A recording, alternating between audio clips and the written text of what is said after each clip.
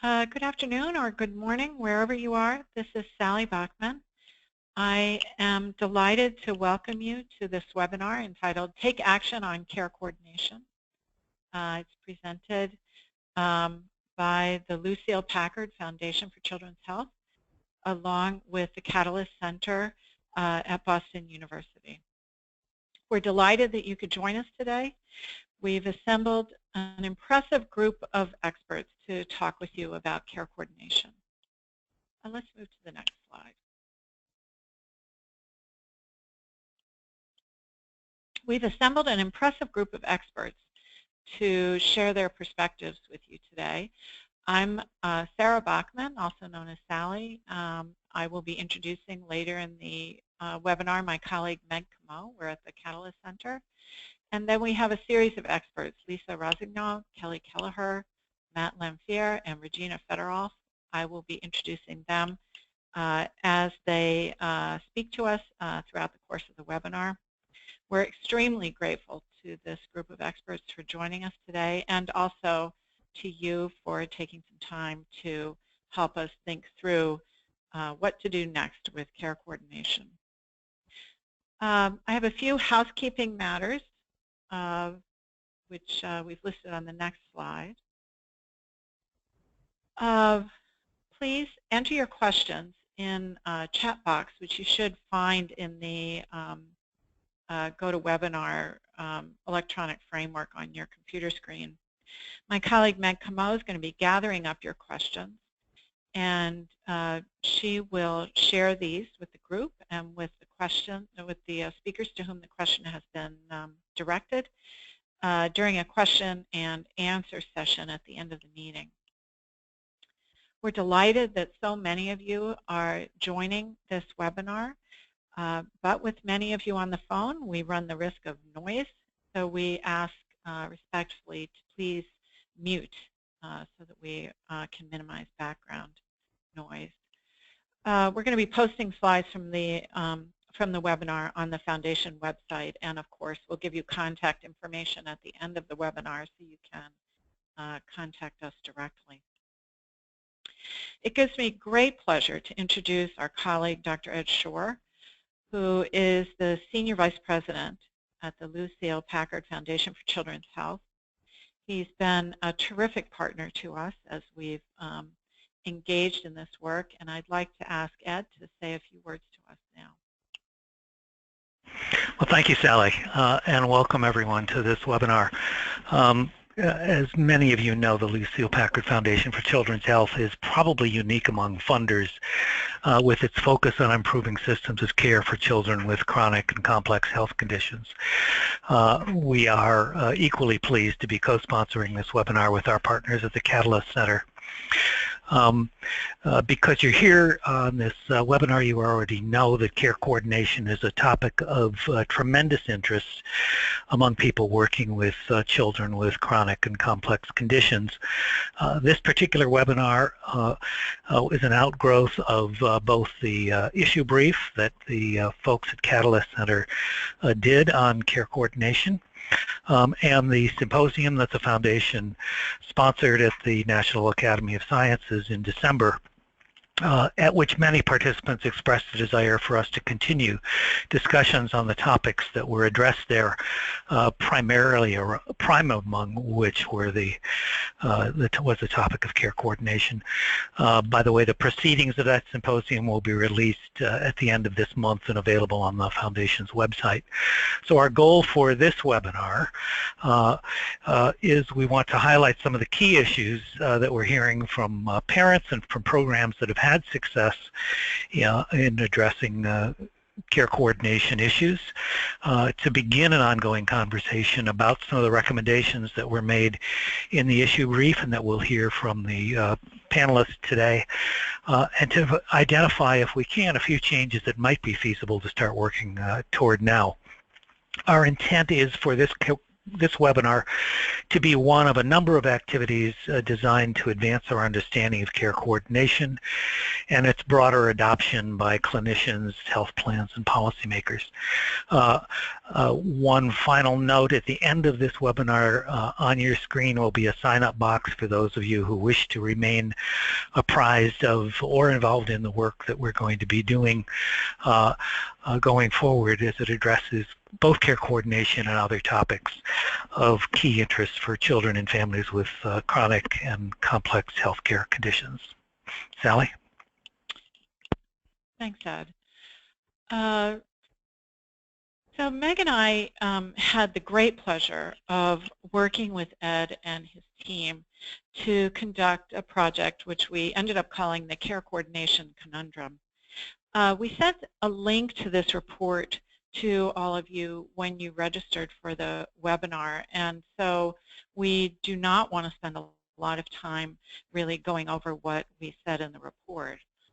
At the same time, we wanted to provide just a brief overview to set the stage for the speakers who are going to be following. So I wonder if we could just go to the next slide. I'm going to briefly kind of provide a thumbnail sketch. We really did this project to see if we could find more specific information about what's really happening with care coordination, not just conceptually, but really operationally. You know, what is care coordination as it's operationalized in the field? Who's eligible? Who really provides it? How is care coordination financed? And how is care coordination reimbursed? We wanted to find specific information about what's happening out there. Next slide, please. The methods we used were really grounded in qualitative approach. We did policy analysis, but very importantly, we interviewed a series of experts. And these experts know a lot about care coordination, not just for children with special health care needs, but for other populations as well. Meg and I wanted to take a moment to say thank you here to all the experts who generously gave us some time to talk with us about the care coordination conundrum, and these folks are listed in the report. Next slide, please. We think that our findings are interesting in that as much as we know about care coordination and we know how important it is to children and families, there's a lot we don't know. There's really no consensus about what care coordination is, who should provide it, who should receive it, and how to pay for it. And we learned that the current models are really just not sustainable. The way that we're going about organizing and providing care coordination means that much of the burden for this essential service ends up falling to the child's family. And this has financial and labor consequences. Next slide. We decided to come up with a limited set of recommendations that could really guide work going forward. And the information that we learned does provide some useful direction. We think that it's important to be thinking about pooling resources and looking at population-based approaches. We need to think about payment and efficiency. You know, how can we document a return on this important investment? Next slide, please. At the same time, we really need to think about quality. How can care coordination increase both quality of care but also quality of life? And what services should be in the package that pushes us to those outcomes? Ultimately, we think that care coordination should be provided in teams, and family members must be an integral part of those teams. Next slide, please. You'll see that there's more information in our report, and I hope that you will take a chance to read it and certainly reach out to me or Meg about it. But for now, what I want to do is to move on to the people who really are experts in this arena. First of all, I'd like to introduce Lisa Rossignol. Lisa is the healthcare liaison for the Family to Family Health Information Center at Parents Reaching Out in Albuquerque, New Mexico.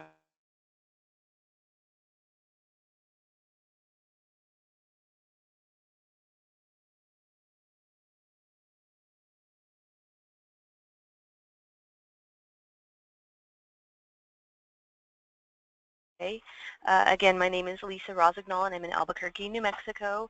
I'm the mother of an 8-year-old who had half of her brain removed when she was 10 months old due to intractable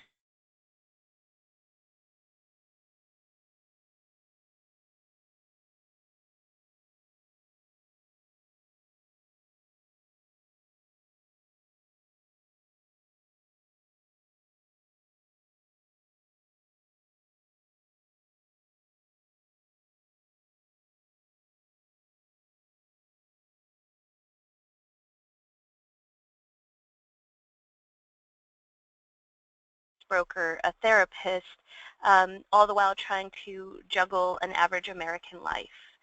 If we can go to the next slide, please. So this is a symbol of something that I use a lot to talk about what the current healthcare system looks like, where in our current healthcare systems, almost unilaterally, patients and their families are required to revolve around systems. Systems systematize, systems simplify, and they really take care of themselves. And so hospitals, insurance, providers, labs, etc., patients and their families are really responsible to connect the dots and revolve around that system. The majority of care coordination activities that are carried out on behalf of children with special health care needs are done by family members, and most typically, but not always, by parents. This critical work by family members is most often invisible to the healthcare system as a whole. It is undervalued and unreimbursed. There was a time in New Mexico where we had a waiver that was just kind of a general called the Disabled and Elderly Waiver, and so I was actually able to get compensated really a pittance, a monthly amount to be able to stay home and care for my child. But once we adopted an 1115 waiver, that was one of the first things that went away and required that I head back to work at least part-time so that we could pay our insurance premiums because my husband's self-employed. Next slide, please. So this is my really, really messy care map. It's quite garish, which I am, and my Lily is a silly girl. And this is based on the work by Dr. Rich Antonelli and the parent Christine Lind, which I'm a huge fan of care mapping. But this is just an example of the type of systems that I'm responsible for. We have a care coordinator. We also have a consultant on a waiver. We have all of these people that are supposed to help us, but they go through varying periods of time of working with one another. They rarely talk to each other. And so this is the number of relationships, and that's kind of what I'd like to really instill in the listener is the amount of volume of relationships that families with children with complex conditions, even with these care coordinators are still responsible for, because if the ball gets dropped, the child and the family are the ones who are going to pay the consequences. The free labor contributions made by family members in providing care coordination for their children with special health care needs props up a very dysfunctional system, because families have stepped into the void left by deficiencies in the current healthcare system. An inadequate, ineffective, and unsustainable status quo has been maintained for far too long. Next slide, please. The result has negative impacts on the health and well-being of families and children, including financial impacts. It's difficult to be employed if your day is absorbed by care coordination, and health impacts. Keeping all the balls in air leaves little time to focus on your own mental and physical health. It also has potential consequences for children's health outcomes. So, you know, as a result of our child having complex needs, we have a significant amount of credit card debt based on making financial decisions where we really thought we were going to be able to be better earners than we were. I am watching as my peers are now all directors, even ones with typical children, and I've been unable to professionally grow past being a program manager simply because of the amount of hours that I can dedicate. I haven't been able to work a 40-hour week since my husband has taken a little bit more intensive a position that requires more hours. And at times I neglected my own health needs, going on with some painful health conditions for a long time because I just didn't have 1 second left. And I have to prioritize concerns. Can Lily's legs wait while we work on the skull that's caving in? Or what about the hand? And are the behavior issues that Lily's displaying in school segregating them from her friends? And above all, when do I just get to be mom? Which is a quote that I borrow from Dan Habib's wife in Including Samuel, which is a great documentary. So in order, last slide, in order to improve the health and well-being of children with special healthcare needs, which we are all committed to regardless of where in the healthcare system we as individuals come from, this has to change. Implementation of the recommendations in the policy brief will go a long way towards creating a more equitable, safe, effective, efficient, patient and family-centered care system of care coordination, which should have a significant impact on improving the healthcare delivery system as a whole. Thank you very much, and I will pass it on. Thank you so much, Lisa. Very helpful. It gives me great pleasure to introduce our next speaker, Kelleher. Kelly is the Director of the Center for Innovation in Pediatric Practice and Vice President of Health Services Research at the Research Institute at Nationwide Children's Hospital in Columbus, Ohio. Dr. Kelleher is going to give us a specific example of how he has been able to make care coordination work. Kelly? Thank you. I want to say in particular thank you to Lisa because she really lays out so articulately what many of us, both as parents and as clinicians, go through in trying to approach the system. I'm going to talk about one of the ideas we've had here, and I'd like to say it's mine, but it's not. It's a large group of people here, and in fact, you'll see how large in a minute. But first, I want to explain what Partners for Kids is, and then talk about integrated care coordination. Next slide. So Partners for Kids is an actual physician hospital organization. Officially, it's an intermediary insurance organization recognized by the state of Ohio. It's responsible for both the clinical care. It's a group of providers, what we now call an accountable care organization. It has full financial risk for about 325,000 kids in central and southeastern Ohio through 5 Medicaid managed care plans. Next slide. And like any good academic, I'm going to have too many slides, so I'm going to speak very quickly. But you will have these slides for future looking at. I think they're self-explanatory for the large part. But PFK has a flow of funds that encourages us to do a better job of helping families, in my opinion. So the Ohio Department of Medicaid contracts with its 5 Medicaid managed care plans, but Partners for Kids, as a network of all the providers or most of the providers in the region, really does a job of coordinating clinical care across all 5 Medicaid managed care plans for a single standard of care, and then reinvests that any savings prevention programs. Next slide, please. And so in 2014, for the 333,000 children at that time, about 70% were healthy children for the most part. They were poor but healthy. You can see that about 21% were chronically ill. Another 9% had behavioral health issues, and a small number had maternal child health issues and required NICU, or neonatal intensive care unit care. Next slide. So care coordination, next slide. What is it? What do we do here? Well, for us, care coordination was high-risk care management to help families that Lisa described that had multiple systems to work through, because we found out that each Medicaid managed care organization had a care coordinator, the IEP often had a care coordinator, the clinic might have had a care coordinator. So we identified the 5 stages here, sort of using a GPS analogy: identify and assess, diagnose the gap or issues that the family was confronting, do a joint risk assessment and plan, implement some solutions, and evaluate whether we're successful. Could I have the next slide, please? I'm not going to spend a lot of time, but we have 4 levels right now of staffing for care coordination. We describe them differently, and the very first one, what you see is called intensive engaged on the slide, is what's prescribed by the state Medicaid program. So they have a requirement for the top 1% of spenders. Now that's being revised all the time and more children are being added, but we have basically 4 levels. And what we found over time is that children they're not static, right? Children are growing all the time and we know they're changing. So they are moving up and down these different levels, but they stay with our same care team. Next slide. And so when I said it's a group of people, what I mean is it's a large group of people. In the past couple years, we've added 100 positions for care coordination in Partners for Kids.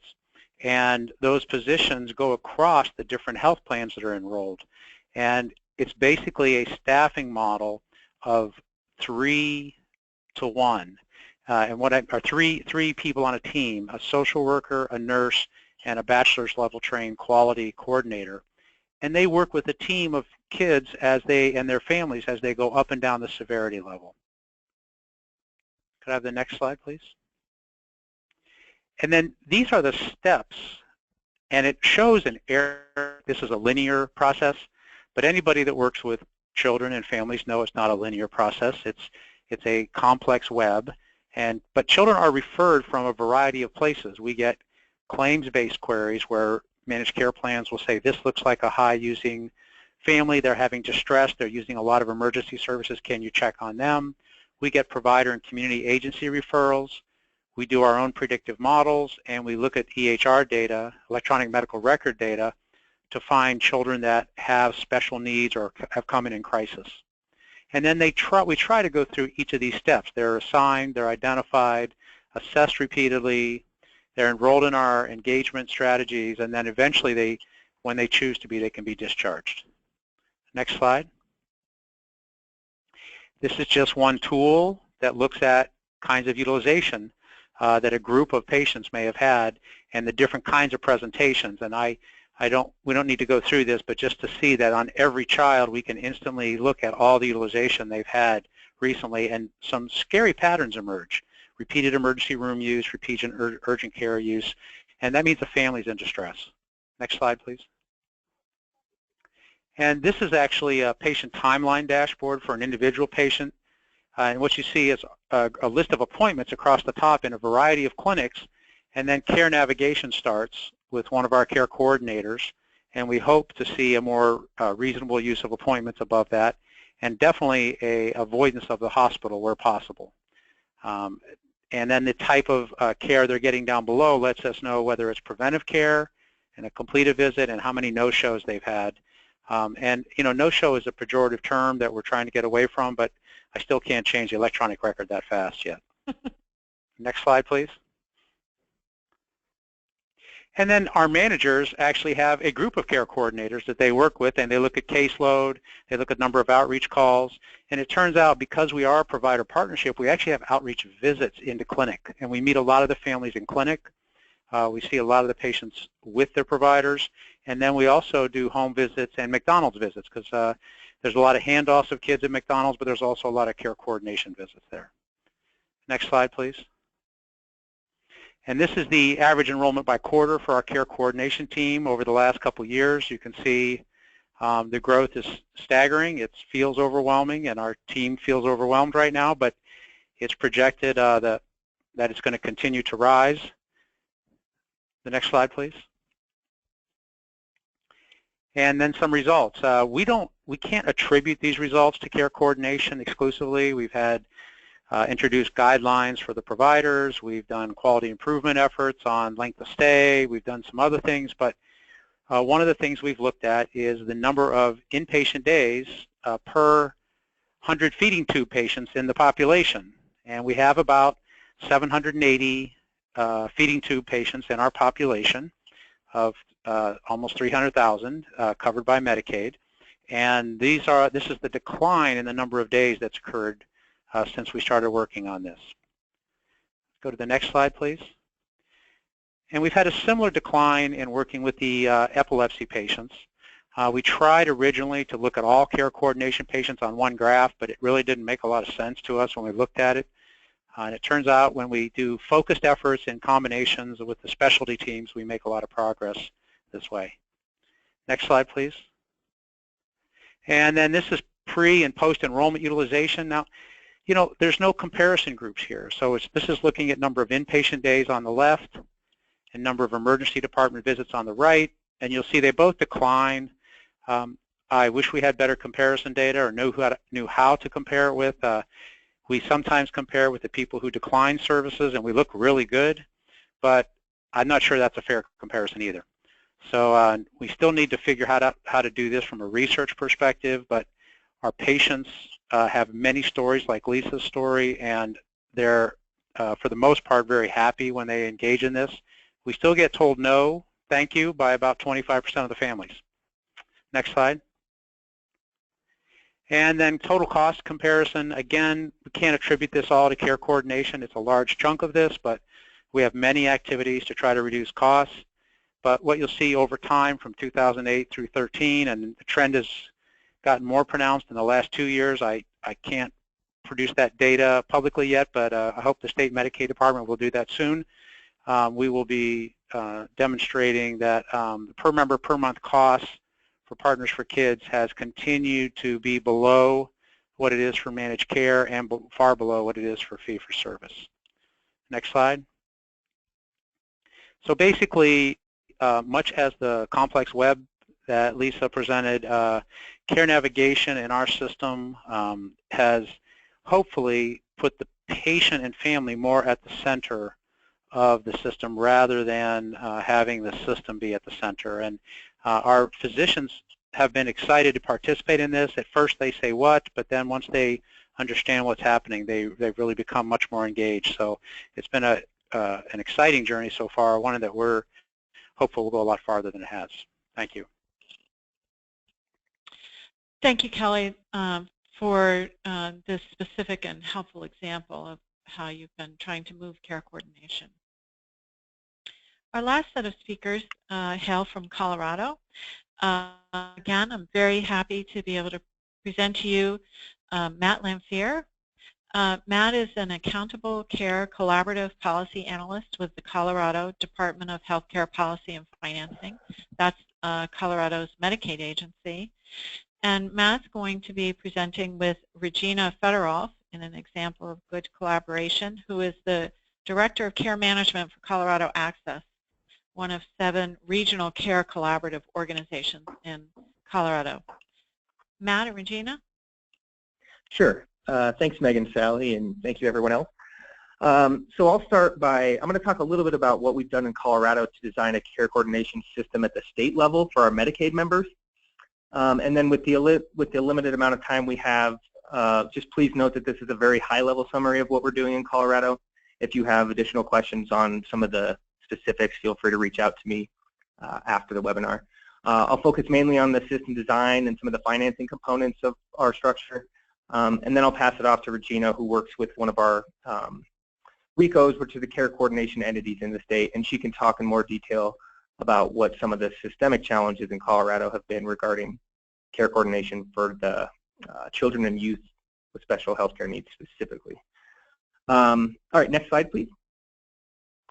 And I should note, for those of you who aren't familiar, the Accountable Care Collaborative is a relatively new program. It was launched in 2011 with about 35,000 members, but we've grown pretty rapidly over the last 5 years to now it's composed of about 1 million Medicaid members, which is more than 90% of the state's Medicaid population. So here goes over some of the care coordination strategies we use in the states, or design principles that we use for ensuring care coordination for our members, specifically in the first few years of the program. One, it's to connect every member to a PCMP. 2, all members in PCMPs are enrolled in or contracted with a RICO or regional care collaborative organization, which are care coordination entities within the state.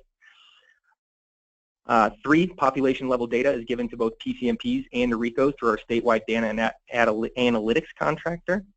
And 4, the introduction of payment strategies to reward outcomes instead of volume, which has been done primarily through the introduction of our key performance indicators, which pay, for example, on the reduction of emergency department utilization as measured against the baseline.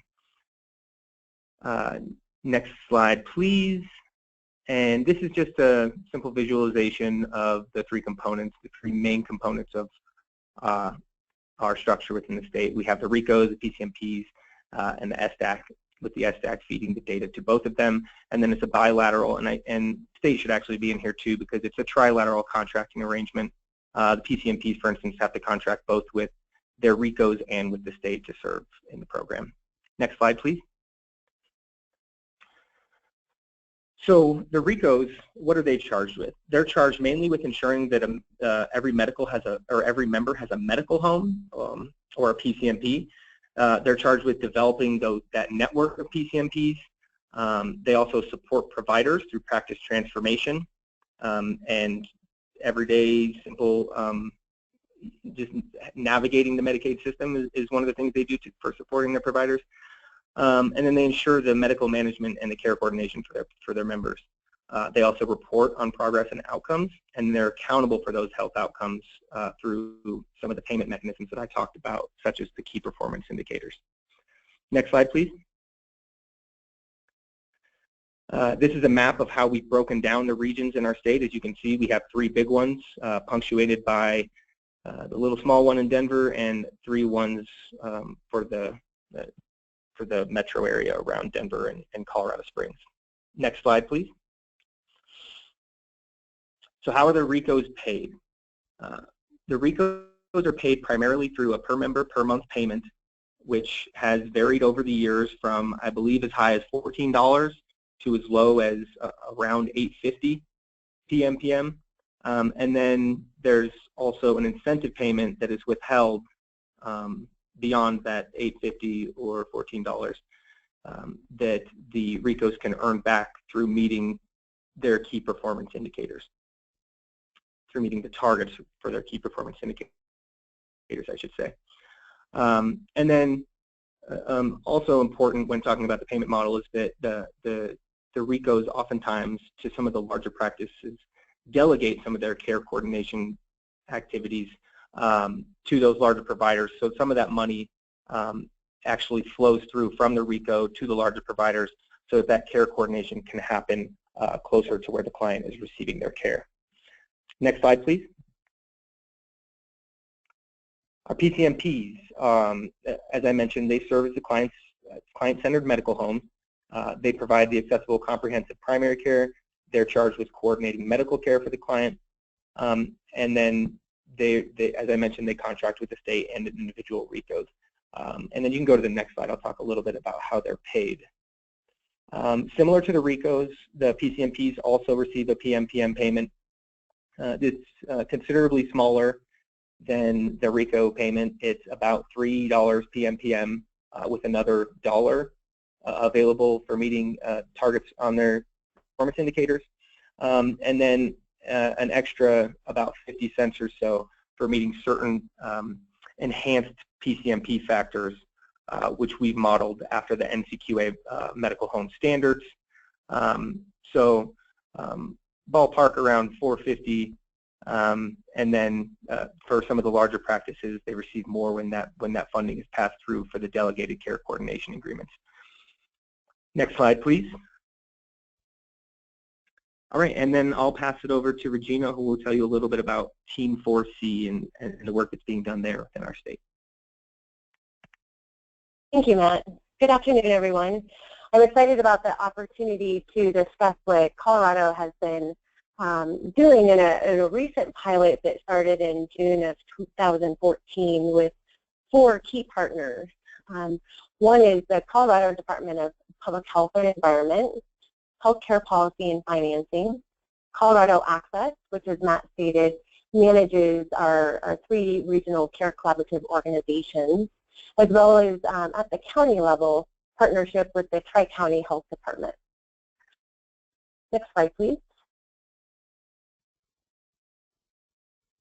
Next slide, please. Next slide, please. In June of 2014, we started phase 1 of this project with Team 4C.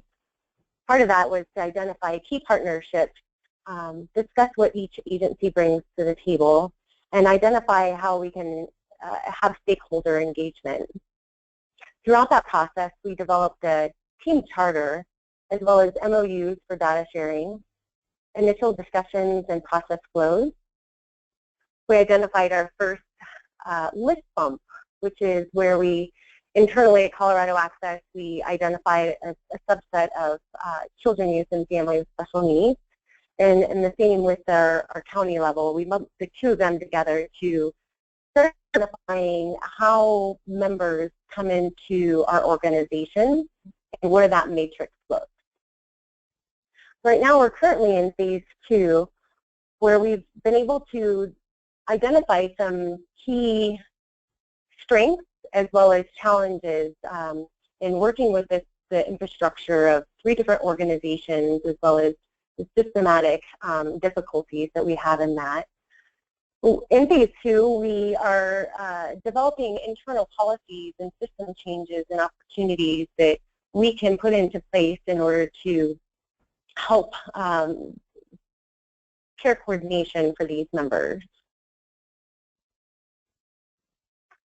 As you can see on this slide, we're identifying some strengths to leverage some of our infrastructure right now. Each agency has its own strengths and expertise in working with and on behalf of children and youth with special needs.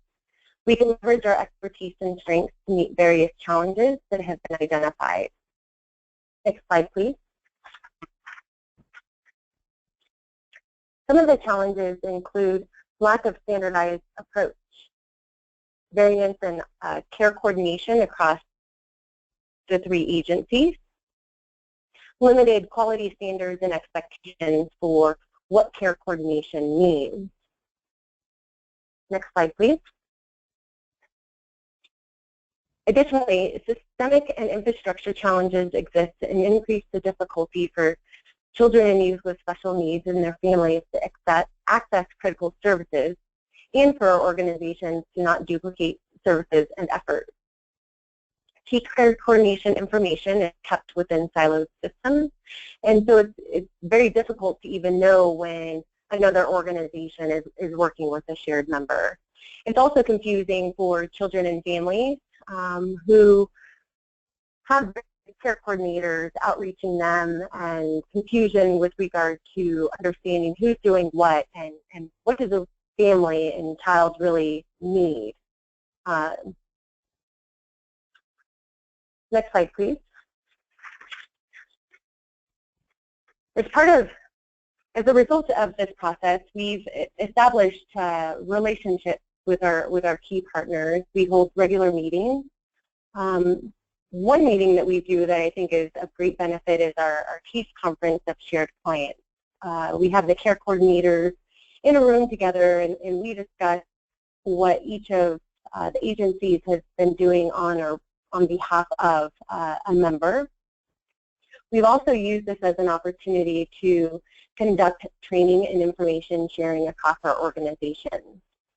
We've had face-to-face meet and greets with our care coordinators at both the local level as well as at Colorado Access.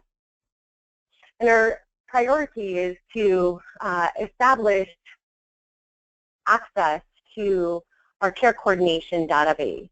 So we're working with our legal department as well as the other agencies to identify a way that Tri-County and the county can access our health care coordination information, and that way we think that we'll be able to streamline processes and reduce our duplication efforts. Next slide, please. What we've learned is that we all have complementary roles in providing care. It's important to have the right people at the table with regard to initial discussions, building the charter, to holding regular meetings. It's an opportunity for increased alignment and accountability.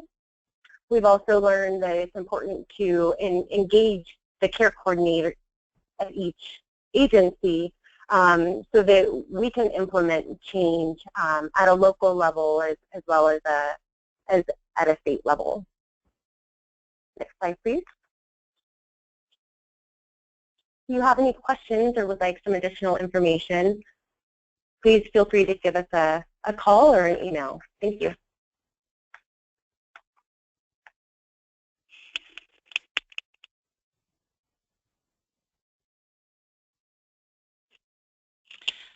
So now I'd like to turn it over to Meg Camo, who's going to be fielding questions. Thank you, Matt. Thank you, Regina, for that informative and helpful presentation. Meg? Thank you, Sally, and thanks to our presenters for their thoughtful and informative remarks. My name is Meg Camo. I'm a Senior Project Director at the Health and Disability Working Group and Co-Principal Investigator for the Catalyst Center, both based at the Boston University School of Public Health. I'm also one of the co-authors of the Care Coordination Conundrum Policy Report, which Dr. Bachman introduced you to at the start of today's webinar. I'd like to thank the participants for joining us today and for the many interesting and insightful questions we've received over the course of the webinar. I've been tracking and noting them while the presenters have been speaking. I'll now read as many of the questions as we have time for, and I'll suggest a speaker to initially address each one, although any of our speakers should feel free to follow up with their own ideas and comments at any time. So our first question was a general administrative question, which I can answer. Good morning, are you going to post this presentation? I see links for the report. The answer to that question, which is a good one, is with the permission of the individual speakers, yes, we do plan to. Keep an eye out at the end of the presentation. We'll have some links to web pages where you should keep an eye out for archived materials based on today's webinar, as well as our work moving forward into the future, which Dr. Shore referenced at the beginning of the webinar. The next question that we received, I'd like to address to Lisa. Lisa, the question is, as a pediatric case manager, I'd like to know what your needs are as a parent and what your expectations are as a case manager. Specifically, what your ideal case manager should do to help you navigate the system better, provide resource, frequency of outreaches, etc. How can we better help our parents and families? Wow, that's such a great question, and it's kind of an intense one. And I would begin by saying it's going to be different for every person. But for myself personally, I have a really great care coordinator now. After somebody finally said, you know, you can fire your care coordinator and ask for another one. And she really is the glue for the whole care plan, even over our case managers and our consultants. And what she does is she does as much as she can for me. So even ordering durable medical equipment, getting prior auths, taking care of all of that stuff, and just checks in really when I call her. The stuff that gets kind of irritating is when I get a phone call from a case manager or a consultant where I haven't heard from them in 3 months and they have a contractual requirement to talk to me a certain amount of times. And they're kind of in a panic for me to throw my whole daily schedule over so that they don't miss their schedule, and that does happen fairly frequently. And so, you know, as long as it's a useful interaction, I don't have a limit. So, but always kind of asking your families or making recommendations to what you've seen have worked to other families, because a lot of times families don't know what they don't know either. So I hope that was helpful. Thank you, Lisa. That was great. The next question is for Dr. Kelleher. Before I move on, though, I wondered if any of our other speakers had anything that they wanted to add to Lisa's comments.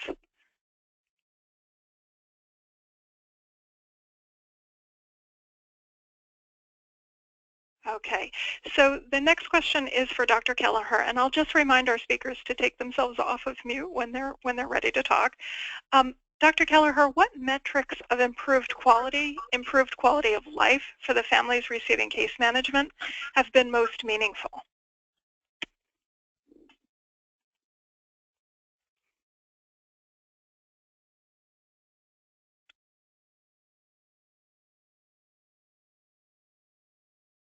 And Dr. Kelleher, you may still be on mute.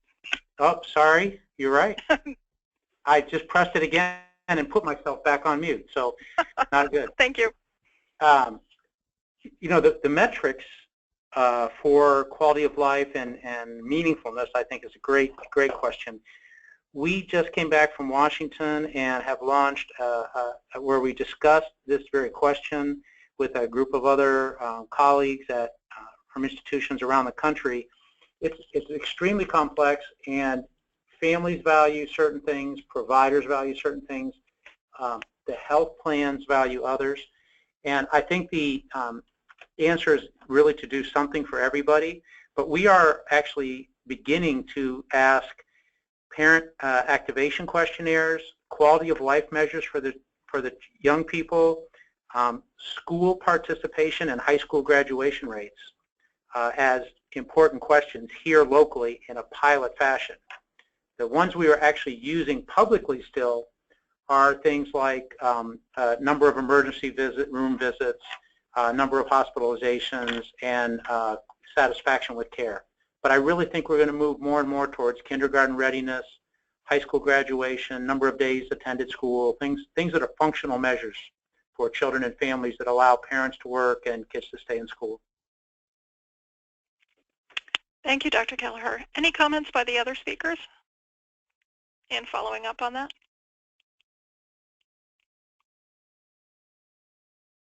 Okay, I'm going to move on to the next question then. I'm going to target this to Matt and Regina, although I certainly invite our other presenters to follow up again if they have ideas or comments that they'd like to make. In these models, does the parent have a single point of contact across agencies or just at the medical home? In other words, does the coordinator also assist with IEPs, community access issues, etc., or is the focus just on the medical needs?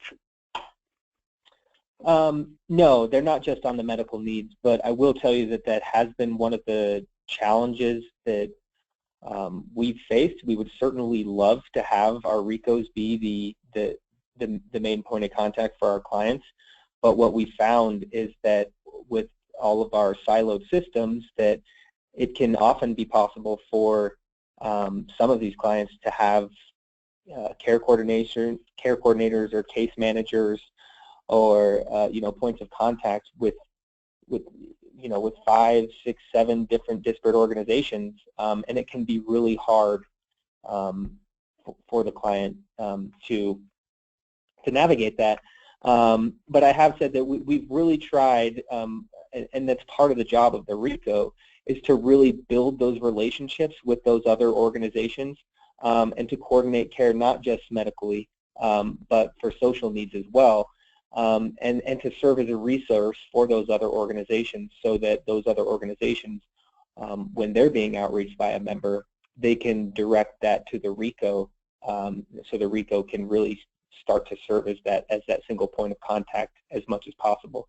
I don't know if, Regina, there's anything you want to add to that from the RICO point of view, but I think the other thing that I would add on top of that is, through a thorough assessment that we do with a member, it is identifying psychosocial needs, their mental health, their physical health, and identifying other care coordinators and service providers that are involved with the family.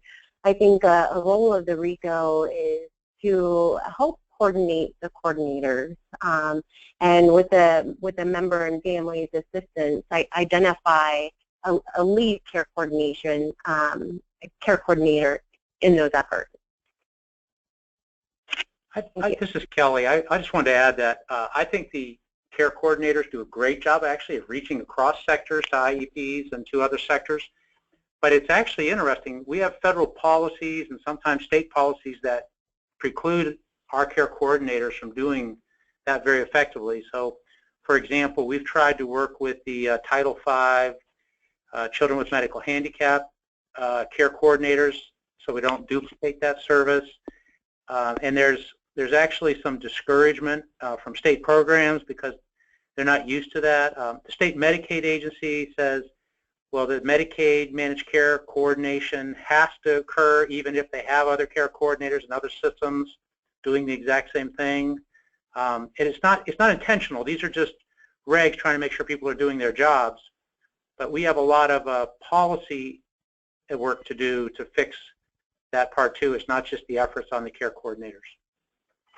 Yeah, and I would add that I think it was Lisa brought up a good point earlier when she was talking about contractual requirements and care coordinators being required to reach out to somebody every few months, and they're really trying to hit that deadline. So I think that that's something that a lot of systems have struggled with as well, is how prescriptive do we want to be in our contracts and our requirements in designing these systems, you know, what does that look like? So I don't know, just my 2 cents. Thank you all. That was really helpful. This question is directed to Matt and Regina again. How do the Colorado RICOs, and also Kelly, I'm sorry, how do the Colorado RICOs and the Ohio program coordinate between medical care providers, other types of service providers on which children and their families depend? Could you speak a little bit? You talked a little bit just now about Title V, and you talked a little now about IEPs in schools. Can you talk a little bit more in detail, if you have details, around mental health and behavioral health?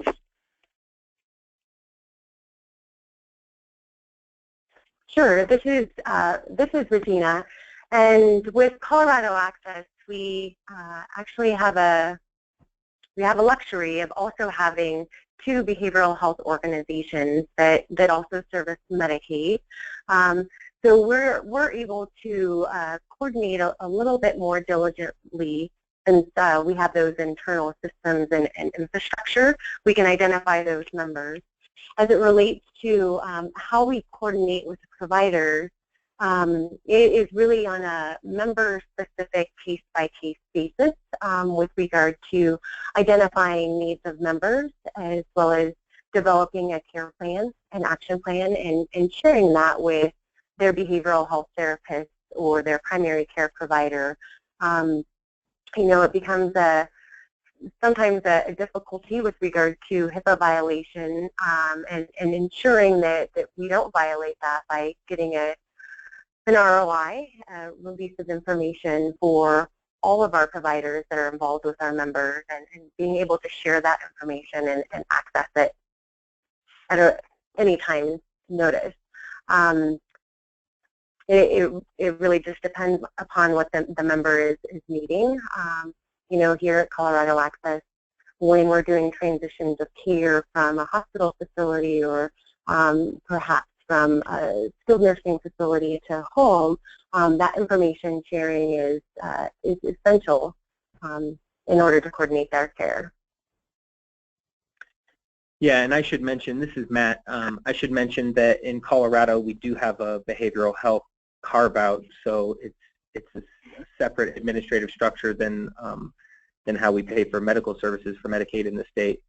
So that, in Colorado Access, as Regina mentioned, does have the luxury of having both contracts in at least one of those regions, so they're a little bit more well prepared to handle some of that stuff, but that has been a challenge that coordinating between those 2 entities has been a challenge that we face in some of the other regions.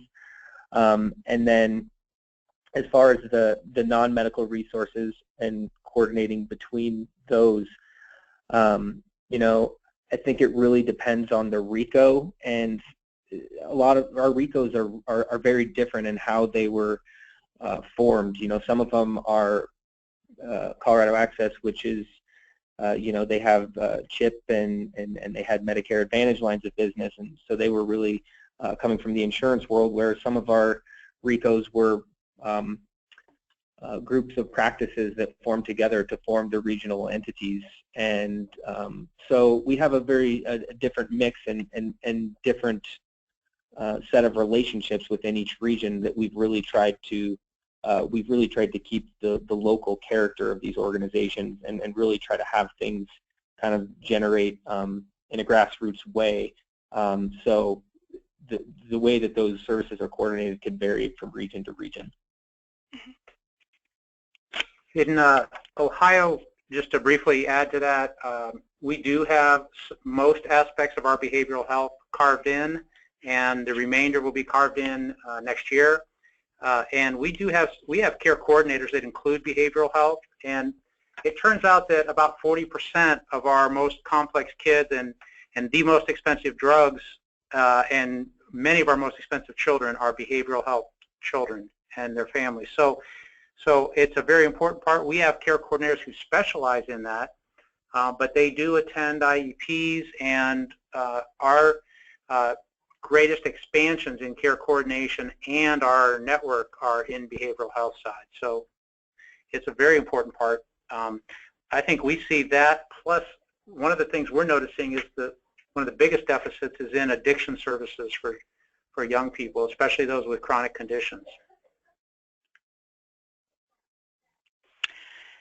Thank you, Dr. Kelleher, Lisa, Matt, and Regina. Next slide, please, Danielle. Unfortunately, we are running out of time. We have many more excellent questions in the queue. I wish we had time to get to all of them, especially with the expertise of this particular set of panelists. We could have gone for another hour, I'm sure, just with questions. But being respectful of how busy everyone is and being mindful of the time, we're going to start to wrap up now. Please use the links shown on your screen now to visit the Lucile Packard Foundation for Children's Health website and find more resources on care coordination, as well as an archive of materials from the December 2015 symposium, Designing Systems That Work for Children with Medical Complexity. I just wanted to note the general administrative question earlier about whether or not we will have slides available from today's webinar. My guess is this is where those will land when permissions are received and they are archived and made available as a PDF to you all. So please stay tuned to this space for more. Next slide, please, Danielle. Sincere thanks again to all of our presenters for sharing their successes and challenges in receiving, providing, and paying for care coordination for children with special health care needs. We hope that the information provided to you today, including the questions from the field, will help spark energy and creative thinking around the first steps necessary to achieving the recommendations in the policy report. We also hope this webinar is just the first in a number of activities designed to advance our understanding of care coordination and its broader adoption and support by clinicians, public and private payers, and policymakers. Achieving these goals will not be possible without a collaborative effort by a multidisciplinary group of stakeholders invested in its success. To that end, as Dr. Shore mentioned earlier, there'll be a sign-up box at the end of this webinar for those who wish to remain informed and/or involved in the work on an ongoing basis. There will also be an emailed impact survey coming to each of you from the Catalyst Center. We very much hope that you will take a few minutes to fill it out, as it helps to guide and improve our work. On behalf of the Lucile Packard Foundation for Children's Health and the Catalyst Center, we thank you for taking the time to join us today, and we look forward to continuing the conversation we started. Thank you all.